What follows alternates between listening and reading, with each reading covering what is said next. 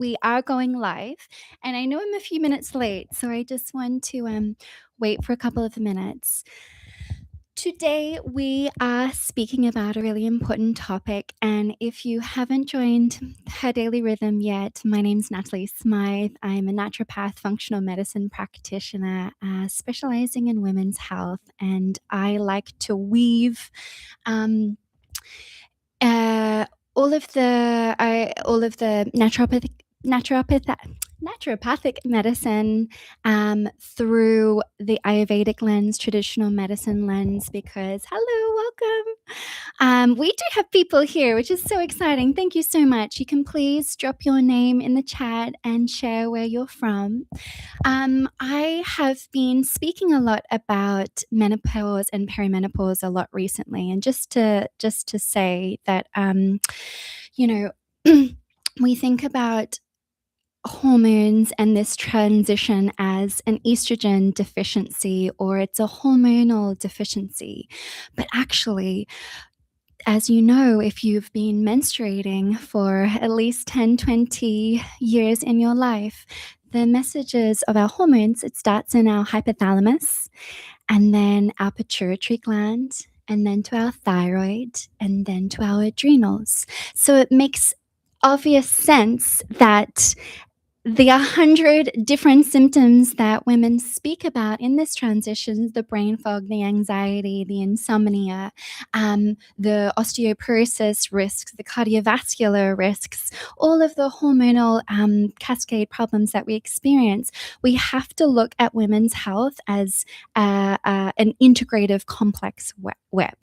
And so I also want to start by, if we are speaking about menopause, means that we're going into the fifth transition of our lives, the fifth decade of our lives. And I think what an absolute privilege.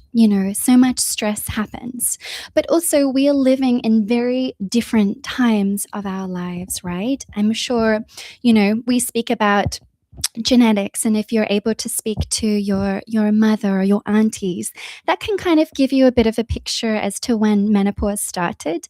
But we are living in such different times because we're having children later, so some women might be experiencing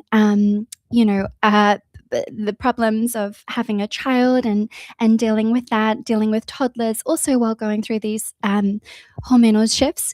We're also, at the top of our career games for some. We're leading teams. We're also leading our families. We're running the families. And we also have aging parents. So there's so many shifts happening and so many responsibilities, all the whilst we're going through these chaotic transitions. Because what happens in menopause, it's like this fluctuation. And the full definition of menopause literally is the cessation of periods for 12 months. That's it. And so it takes, technically 5 to 10 years to go through this transition. So up until that date, you can still get pregnant, but with these oscillations in estrogen and progesterone going down. And what happens if you are, in your 40s and have been going, not listening to your nervous system, not listening to all of the signals in your body? Sometimes a lot of the time the symptoms between burnout and these perimenopausal symptoms are the same thing. And what happens if we are running on empty, if we are not listening to our body, if we're not able to rejuvenate in sleep? You're suppressing that progesterone. And when we have suppressed progesterone for too long, then we go into our adrenal system. So there's a hormone called the mother hormone, and it's called DHEA. And that's the precursor to testosterone and estrogen. And what happens if we're going on striving in this perseverance for too long? We eat into our DHEA, and then we're on our adrenal reserves.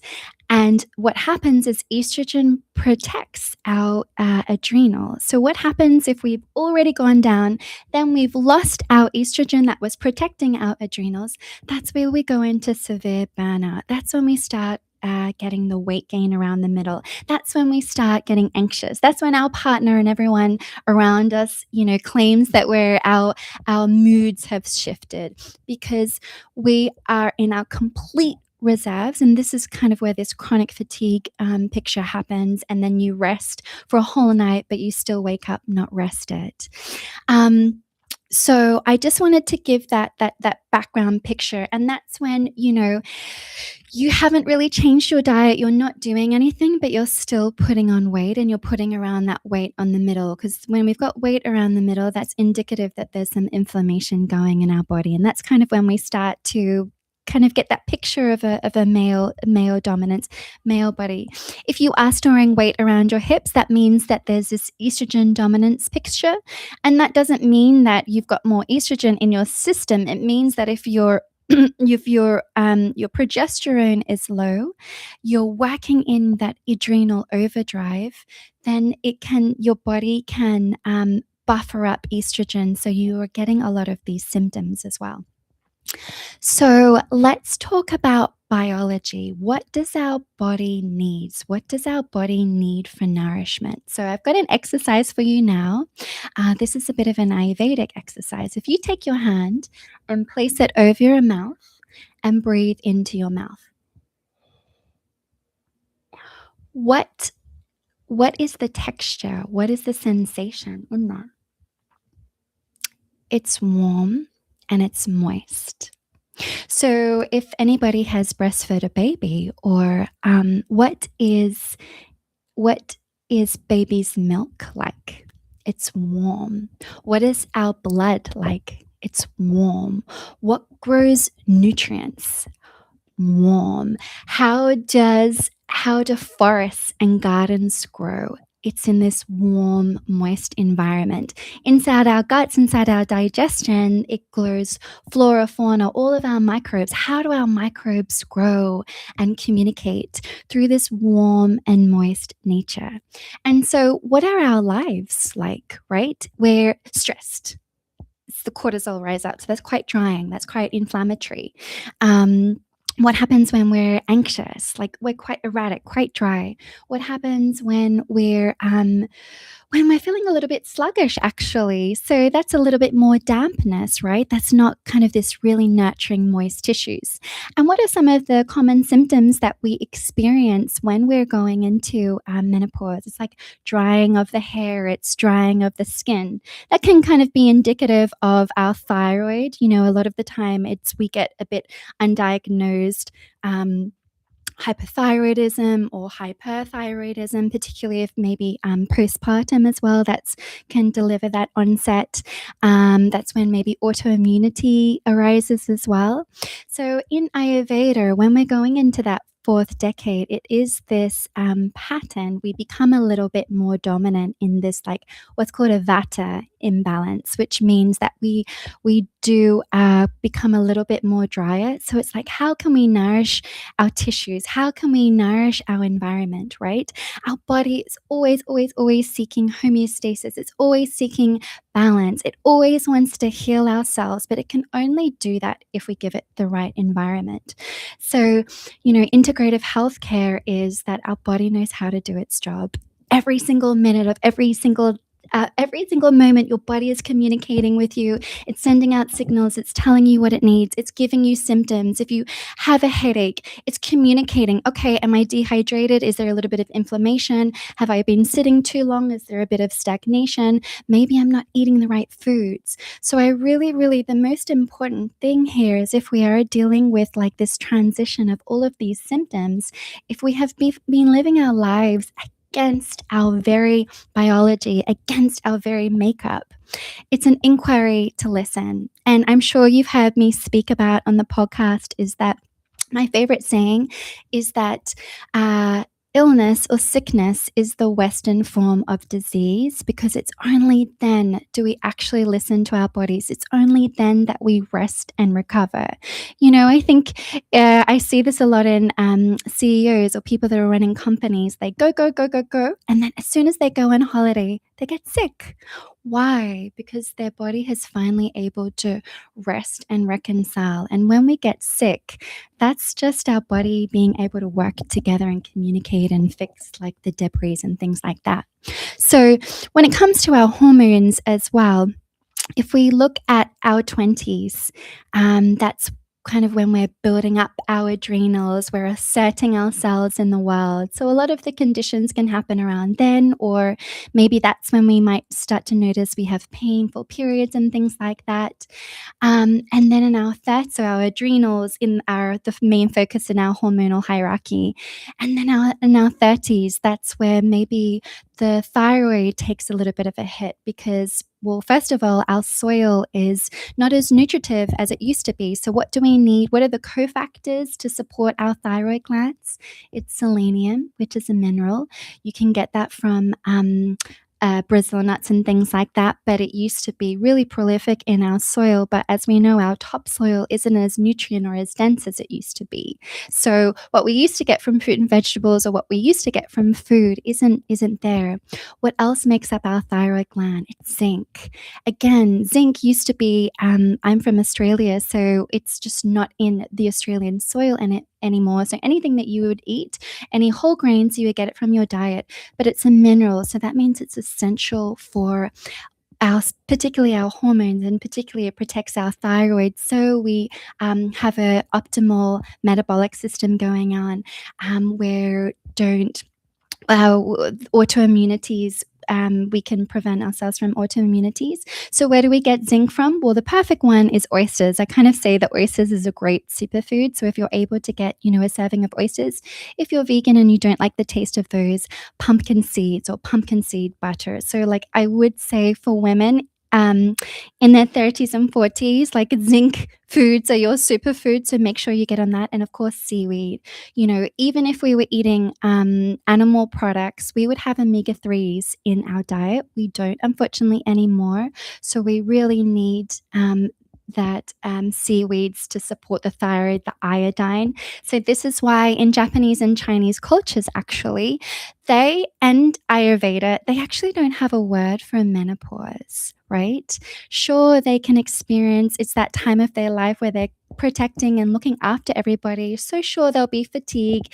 There might be some insomnia. There might be some, a little bit of anxiety and maybe this bit of a dryness, but they don't have a word for menopause. It's just a natural transition. And so what do they have more of in their diet? They do have these iodines. And also what they have is they have phytoestrogens and phytonutrients. Where I'm based in the UK and Europe, we are only getting about 7 grams of phytoestrogens and phytonutrients in our diet compared to the 50 grams that they do per day. They don't experience hot flashes. What is the biggest symptom in menopause? It's this hot flashes. It's like this overriding of your system. How and what's the science behind hot flashes? Well, in your brain, if we talk about the hormones starting from your brain, we have what's called your thermostat. And this thermostat is oscillating between shivering and like these hot sweats, these hot flashes, but you wouldn't know. You don't know that they're happening. But as estrogen protects our brain, right? That's why we get those symptoms of brain fog and things like that. It can be quite shocking. It's slowly decreasing. And as the estrogen is decreasing, this thermostat widens a little bit. So that's why we kind of get this, the temperature regulation. And then if we look at it on the other side of Ayurveda, what is our period, right? Our period is a vital sign. We are so lucky to have this every month, where you'll see some months you might get clots in it. Some months your blood might be a little bit more brown. It's lighter. So every month it's feedback as to how you have lived your last life, your last month. And it's also a detoxifying, it's a release, it's biotransformation, because our hormones are processed through our liver. This is not spoken about a lot. Your liver is one of the most important organs when we are dealing with hormonal health. And so if your period is a vital sign and it's this release of all of the waste and all of the buildup, And that's going, how can you release monthly? So in Ayurveda, it's like, okay, well, the hot flashes, the sweating is another place to release, because we need to find ways to release that buildup in our bodies as well. I've been going off on a little tangent and a little flow, so I want to keep my notes. But we spoke about really hydrating and building our tissue. So if we look at Ayurveda, just to give you an explanation about that, is that Ayurveda is a 5,000-year-old system, and really, it's what's the word that I'm looking for? Its whole philosophy is about longevity. It's about returning to nature. The whole reason that her daily rhythm was built, it's that women are not linear. We are cyclical, and we are the microcosm and the macrocosm, right? I grow vegetables and I'm in the garden a lot, and I think when you're able to grow something, right? How does something grow? We are exactly the same. How do babies grow? Sunlight, food, give them the right environment, take out what is not nurturing to them. How does flowers grow? You give them the right soil, you give them the right minerals, you give them the sunlight, you give them space to grow, and you give them the right hydration, and everything is that. And then what happens is there's going to be slugs, there's going to be bugs trying to take over. There's going to, if the condition is right, there's a different microdiversity. So if we come back to what is one of the main signs and symptoms that women experience in this transition, it's bloating, right? Why bloating? If we're talking about hormones, why is it there? Well, as we've spoken about a lot, and I will continue to be my soapbox, is that our ovaries are connected to every single organ in our body. And I'm sure you've heard me speak about, for a long time, women's bodies weren't recognized in science, but it was only in 2016 that we have, I think, since budgets have been put a lot into fertility and IVF, so we've understood that our ovaries are just not a reproductive organ. They're actually connected to every single organ in our body. And what happens when, they retire, when they're not producing life anymore, they actually become this is hot new research actually in the last couple of months, is that maybe they become immuno organ and really protect our immune system as well. So we're speaking about gut, and we're speaking about bloating first. So in our guts, we have estrogen receptors in our guts, and what happens is it produces what's called the estrobolome. So our estrogen helps build certain microbes, certain good bacteria, so probiotics, into our guts, into our digestive system. And then if we look at what's happening in our urinary system as well, is that, and why one of the common symptoms is to have these urinary tract infections, etc., and loss of libido, and a common symptom is this dryness, is because estrogen governs lactobacillus in the gut. So a lot of the time is that maybe there's just, you need to tweak the balance. And I would always say taking lactobacillus is really helpful as well. Or, I don't always, probiotics is usually the last protocol, but what we need to do is our microbiomes are eating, right? And we want to give them the right nourishment and the right food. Otherwise, that's when we get symptoms. So that's when we get the bloating, because there might be the ratio has shifted slightly to something that's not conducive to you. So what's the solution? We can eat our prebiotics. So a lot of these phytonutrients, so going back to what the Japanese, Chinese, Indian civilizations are eating, it's phytonutrients. And what are phytonutrients? Every single fruit and vegetable that you have, it has this rich color, and it's made of all of these compounds. Those compounds that give fruit and vegetables its color are antioxidants. They're changing our DNA, they're changing our biology, they're feeding our microbes, they're feeding our enzymes, they're communicating with our brain. Because what we know now is that any foods that are like a blue purple color, the phytonutrients that gives it that those colors is neuroprotective. It's really supporting our brain. That's why a cup of blueberries a day has been shown to be really neuroprotective. Also, that same cup of blueberries also helps us if we're having varicose veins too, right? It's connecting everything together because nothing is in isolation. Our cardiovascular system, our nervous system, our systems are all connected through our vagus nerve right there as well. So that's something that's really important for your gut health as well. And something that I notice in women as well in the summertime can be a little bit uncomfortable for women if there's this histamine intolerance. So if all of a sudden you used to be able to drink wine, but you can't so much anymore, or you're really suffering hangovers, a sign if we are suffering hangovers, that is usually indicative of the liver, right? Because the liver biotransforms everything too. It's also a sign that we need a bit more B vitamins in our diet because they protect us. And it's also a sign that there's something going on with our microbiome too, because if you're able to have some probiotics, you're able to have some spirulina or something that will help you on that picture. But if I went into talking about alcohol, but if we are talking about alcohol, um, a lot of the time, women state that they can't really tolerate red wine anymore because it's connected to this histamine picture. And so, if you are getting maybe more of the hot flashes, itchy skin, redness, particularly after you eat certain foods, this can show that then your gut might not be breaking down histamine so much because you don't have an enzyme called DAO. So the workaround that is, unfortunately, it's reducing all the yummy foods. So red wine, aged cheese, any leftovers, because any leftovers, they kind of create this DAO enzyme.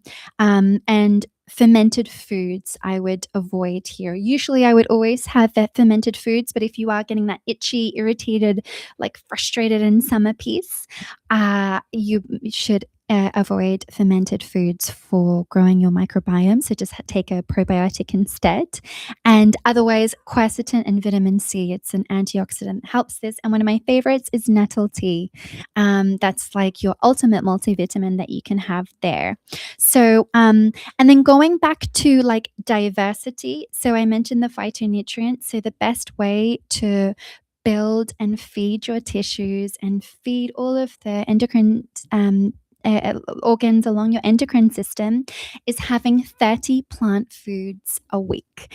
And diversity matters. Why do I speak a lot about seasonal eating? Well, because my example of growing vegetables in the garden is when you gather foods from the supermarkets, they haven't been ripened in the sun for a lot of time. What do we know about sunlight? It supports and builds our mitochondria. It's energy producing, right? And the fruits and vegetables have time to ripen. They've received the sunlight through photosynthesis, through all, and they've surely fought off bugs and things like that. And so that makes them grow stronger, right? And so if you're able to take this nutrient in, you're receiving all of those extra antioxidants, all of the extra microbes that have lasted that seasonality. So seasonal food, like forget this. Forget the supplements and all of the hacks. First, try eating seasonally and your health will change for sure. Then we can build on there. But we really need to get the foundations right.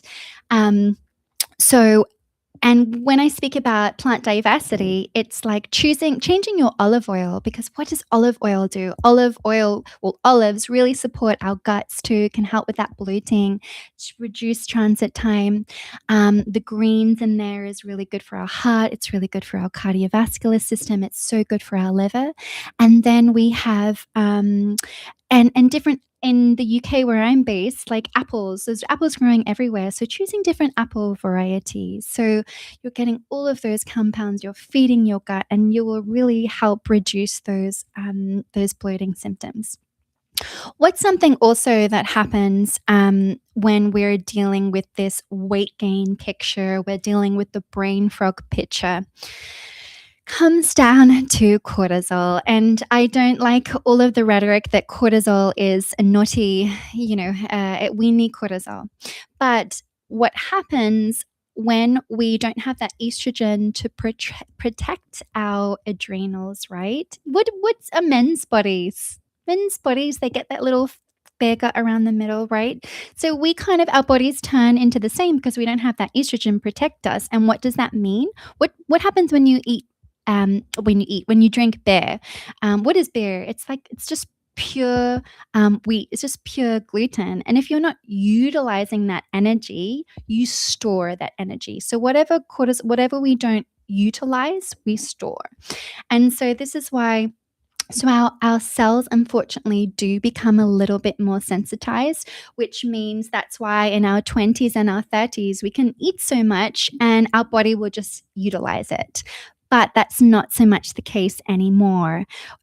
We need to be really cautious about just eating pure carbohydrates because it will rise the cortisol, and that's why you get that energy dips. But I love what the glucose goddess says. She just says, dress your carbohydrates. So what does that mean? So if you're having like some apple or fruits, or you're having like some potatoes, just have some protein with it, and that decreases the cortisol response. It means you have a nice long energy curve for a long time. So if we're speaking about cortisol, what happens when we wake up? How we wake up in the morning, how we have energy, it's like cortisol rises. And we have a 90-minute window to really dictate our day. That is the most important window that you have. So if you got up, looked at your phone, got blue light, so that's suppressing your melatonin, it's suppressing your immune system, you're waking up feeling a little bit grumpy, and then you just have like a croissant, or you have like this high sugar, your energy is going to be like this all day. So how can we utilize our day? Now, I first want to caveat by saying, I know a lot of people have so much going on. They have young families, they're working, they're looking after everybody. But we have to build in our habits, and we have to get our routine, because we cannot be living at the base anymore and just relying on supplements and relying on things to do the job. So we really need to communicate with our loved ones and our families, is that I'm going through this transition. I don't have all of my resources available to me. I'm in pain, or I'm experiencing this. It's confusing. So boundaries are really, really important here. You need to communicate with everybody as much as possible. I understand. First thing on waking, no looking at phones, getting direct sunlight. Direct sunlight communicates with our hypothalamus and sets our circadian rhythm for the day. So then we need to start the day with our circadian rhythm, and then we bookend it with our melatonin, because we work on a 24-hour cycle. So our body is receiving nutrients as we sleep. But if that cycle is impeded forever which way, it's going to be all over the place. Wake up, get direct sunlight, look at the sun, have some water. So removes ideally hot water. Remember at the beginning I told you that what does our body need to nourish? It needs this warm environment. If you are going into this perimenopausal stage, I would say people always speak about apple cider and warm water, or lemon and warm water. That actually is very drying and astringent. It is healthy, I'm not saying that, but this is not the time to do it. What I will say is add ginger and warm water into your hot water. Sip that, because what does that do? It activates and kindles our digestive fire. If we've been living a life where we've been suppressing our digestive juices, if we're stressed, we cannot digest. We're not making enough hydrochloric acid. We're not making enough digestive enzymes. So this is really crucial and important. It's my biggest takeaway. And then as well, if we're talking about our bodies and our systems become a little bit sluggish. I've spent a lot of time in Africa and India and such places, in remote places, and there's no modern toilets there. And most of the community are people in their 60s, 70s, and 80s, right? And so what are the toilets? They're squatting toilets.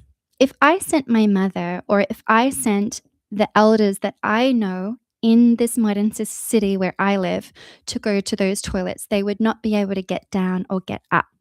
What is that action of squatting? Well, first of all, it supports your whole small intestine, large intestine, right? And what is the number one risk factor for brain aging, for our for bone density and supporting our osteoporosis? It's muscle and building our muscle, and particularly around our thighs and that buttocks axis. So our muscles are an endocrine disorder. So this is one of the most important things. And what happens when we build muscle? What happens when we lift weights? We build BNDF, brain-derived neurotrophic factor. It protects our brain. There is actually no drug on the market that can do this. So this really prevents brain fog and dementia. It's the biggest thing and most important thing. So I mentioned the exercise because first thing in the morning, I mentioned before, if you don't use cortisol, you store cortisol. And if first thing in the morning our cortisol is rising, but we might be having an argument or we're just like around trying to get life together, we store it. So all you need to do is just 15-20 minutes. You don't even need to do that. Now, what I'm seeing in the literature with women's health in particular is what's called exercise snacks. So if you have some weights, all you need to do is you lift to the maximum of your capacity of something quite heavy. So instead of what we've always thought to be the right thing of doing 100 reps or something like that. Sure, it's really helping. It's helping with our cardiovascular. But if we're wanting to be strategic and we don't have much time in the morning, we lift as the maximum weight that we can lift to our maximum. So the maximum is where you're like, I can't lift anymore. So that might be 5 reps.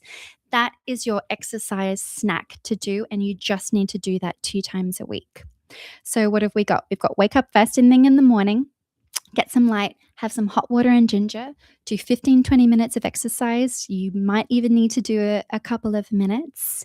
And then we have our protein breakfast. That protein is really important. Now, a lot of people say, well, I'm not hungry. Sure, I get fasting is really helpful, and I really used to be into that fasting. But if we're not hungry in the morning, that's a problem because we fasted all night. So we do need to eat something. Otherwise, we're not giving our body nutrients.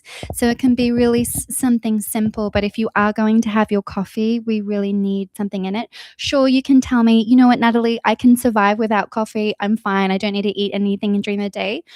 Okay, great. I'm sure you can. But what do we always say?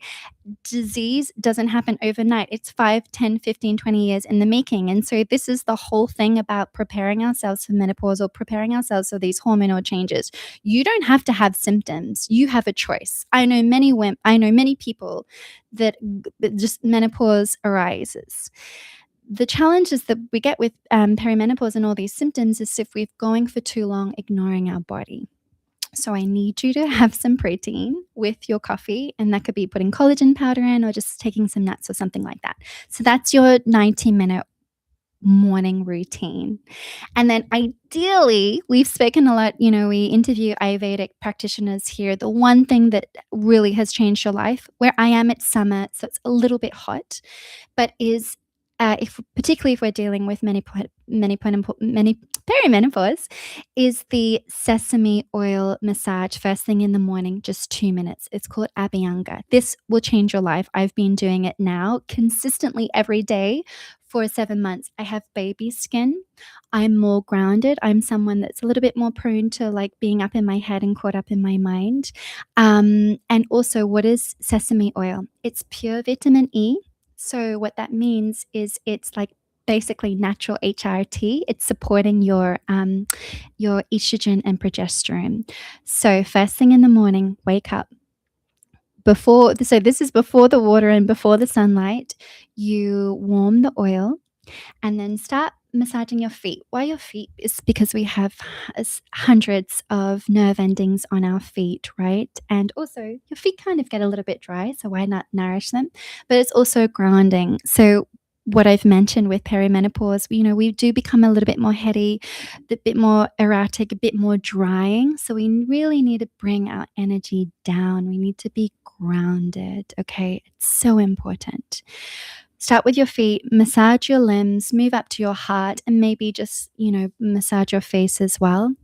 Leave that on, because what do we always speak about? Our skin is the largest organ in our body. Our skin also has its own microbiome on it as well. And if you're living in a city like me, where I live in London, the water is really hard. It's quite harsh. It's really not great for your skin. I think a lot of people say if I'm out of the city or I'm on holiday, the water, my hair, everything goes back to normal. So what happens if we put this oil on our body before we shower? It creates like this barrier of protection. So that is, if you don't have time to work out or do all of the things, that's what I would say to do. I'll share that tip in the comment.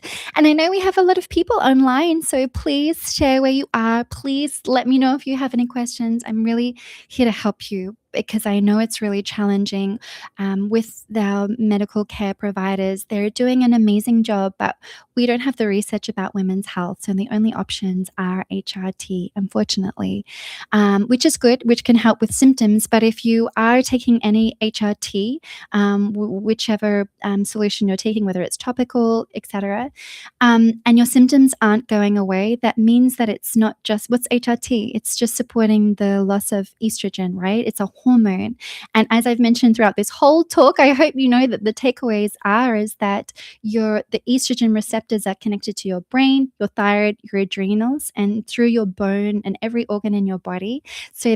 So maybe that's something to investigate. If the HRT isn't helping you with all your symptoms, it's not just a hormonal deficiency. It's like we could be on that burnout spectrum. It could be something to do with your thyroid as well. So one thing that you can do is get tested. Obviously, a blood draw isn't going to help your hormones. It's the only option to do with the NHS or with your doctor. So the other workaround with that is taking a Dutch test, which is a dried urine test, which measures your hormones 4 times over the day. So then you can see that fluctuating picture. It will also indicate if you are in that like adrenal stress picture, if your adrenals are in overdrive, so you're in more of that burnout picture, which is going to cause a lot of those erratic symptoms. It will also show that if you do have a family history of estrogen cancers too, you're obviously a little bit more cautious about the HRT that you're taking. So that test measures, we can then support your biotransformation, your liver. So you're detoxifying your estrogen out of the right pathway as well. So it's not going to go down that pathway of estrogens to have accumulated estrogen in your body. So I also, I really did mention we mentioned the cortisol and I mentioned the melatonin. Melatonin is so important. Sleep is so important. Okay, catch 22. Great, Natalie. I'm not sleeping and I feel wired and tired, or I know I've kind of slept for 8 hours, but I'm not rested. And so we've got to have so then it comes to us like, what is our sleep hygiene practices? So having your dinner around 7 o'clock at the latest. We want to use the sunlight. Again, I know I like being social too. So manage your time there. The blackout curtains, or even wear a face mask too, because that activates no blue light past like 7 o'clock. So if you're on your devices, which again, I'm on my devices late at night, we just need to change them to an orange screen. Also in your bedroom too, change your lights to something that mimics candlelight.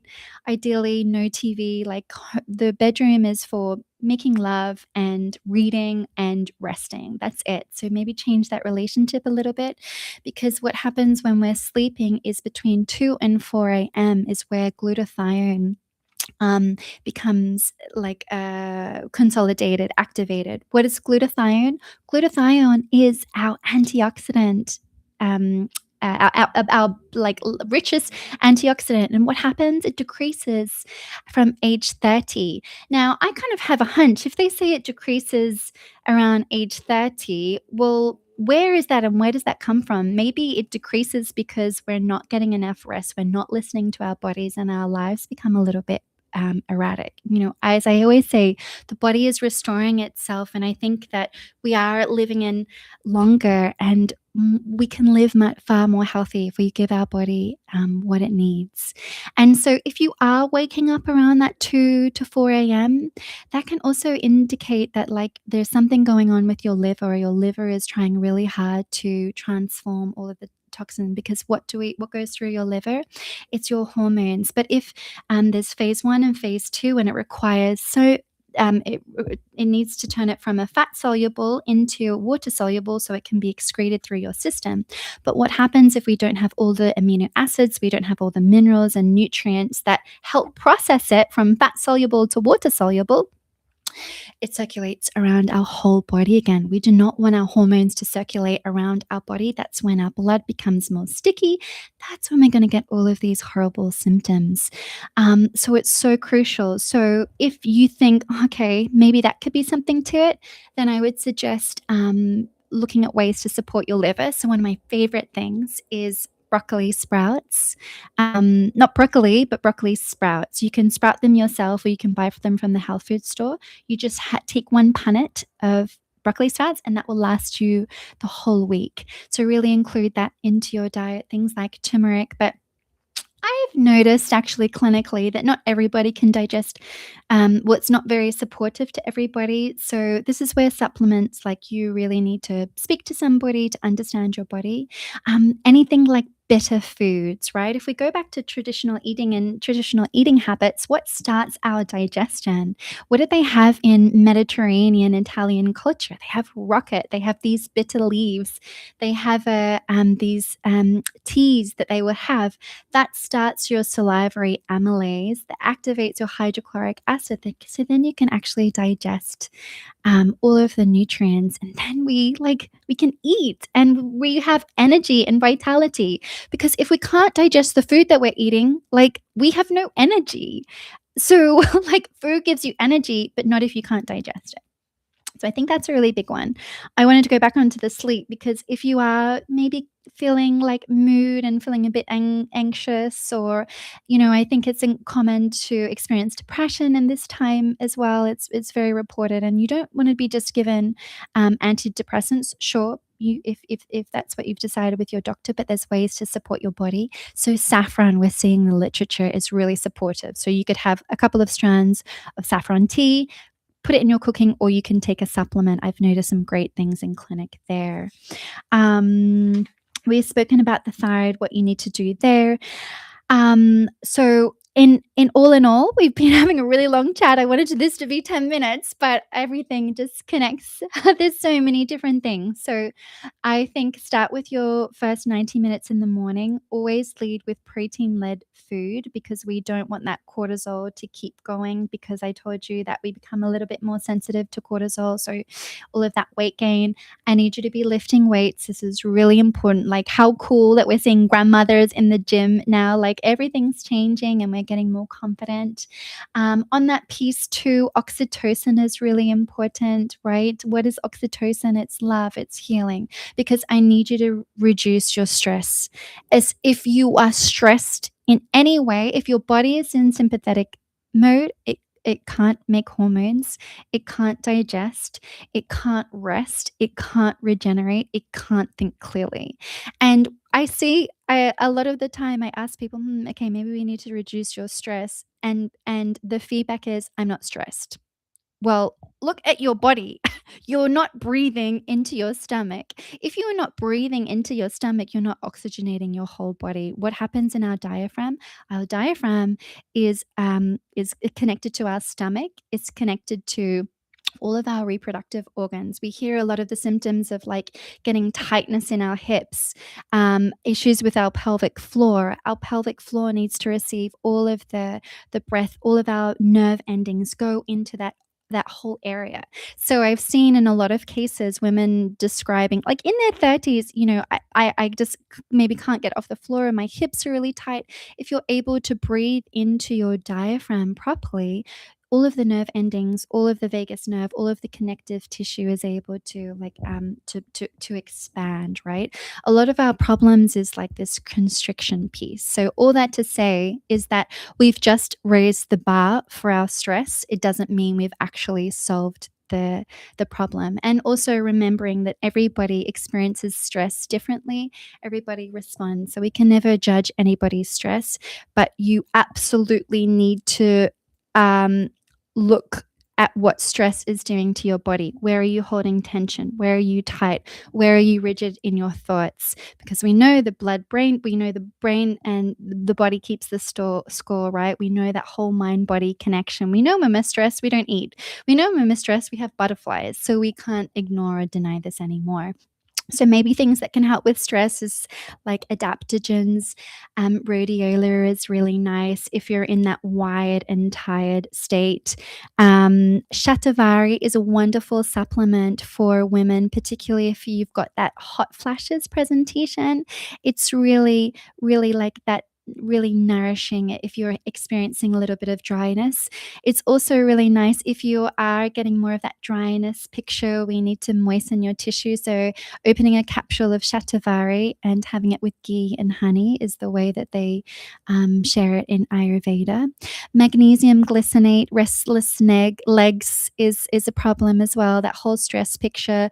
Magnesium glycinate, 400 milligrams at nighttime will really help. We need your minerals. What happens again? We're stressed or we're sweating. We release all of our minerals, so we constantly need to be replacing them. If you are in UK, Europe, America, well, where the temperatures are increasing, right, that raises our cortisol as well. So we constantly need to be replenishing ourselves. I find one of the best ways to replenish myself is with, I love herbs, tea, hibiscus or bissap. Tea. Look at that bright purple pink color. Great for your brain, great for your ovaries, great for your adrenals, just even lovely for men too. Just put it in the cooler in the fridge, add some mint and honey to it, and that's the best multivitamin and tonic that you can have. We've spoken about HRT, we've spoken about Dutch testing. So thank you so much for joining me here. I know it's such a complex experience. And I also want to say is that, in modern cultural society, like that is obsessed with perfectionism, and it's obsessed with youth, right? We're moving into that time where we're becoming out of the male gaze, right? So it's a real opportunity to know who you are, right? You've got your badges for doing all the work. You've learned all the hard lessons. You know who you are inside out. You're intolerable to all of the BS around you. So I also really want to say it's such a privilege to go into this next decade. And I also want to say is like how lucky we are that I am having this conversation with this openly with you, because I would have never been able to have these conversations with you 20 years ago. It wasn't accepted. So you are going to experience different symptoms to your friends and the people that you love. And if you're not experiencing them immediately, maybe you will, or you can share this information with somebody, because I know it can be such a transition, but what we ignore, what we resist persists. So really utilize this time for a place of transformation, a place of empowerment. And if you are seeking any symptoms, it's just feedback as to how you can orient yourself. So I think maybe start by having a little bit of a symptom diary. Okay, I didn't sleep so well. Why didn't I sleep so well? I had anxiety. Why did I have anxiety? Do you have ways to release the rhetoric and the patterns? I was like, I couldn't remember that thing. Why was that? What did I eat? How did I sleep? How did I nurture my body? How is my cortisol level? So there's so many things, but I've spoken about a lot. It's just starting simple, and habits. You can't take the drugs, take all of the things if the baseline isn't on par, and you don't have to experience all the pain. You don't have to be scared. Go into it as such an opportunity to live the life of your dreams. And I think as women, it is so possible that we are going to the life of our dreams. But we have a choice, don't we? So, I'm Natalie Smyth, host of Her Daily Rhythm. Tell me what you love. Next week, we have a wonderful conversation with an incredible woman who is based in India. And actually, she's speaking about these things and the ways to live in connection with nature and ourselves. And let me know what you'd like over the summer. Thank you. Take care. Bye.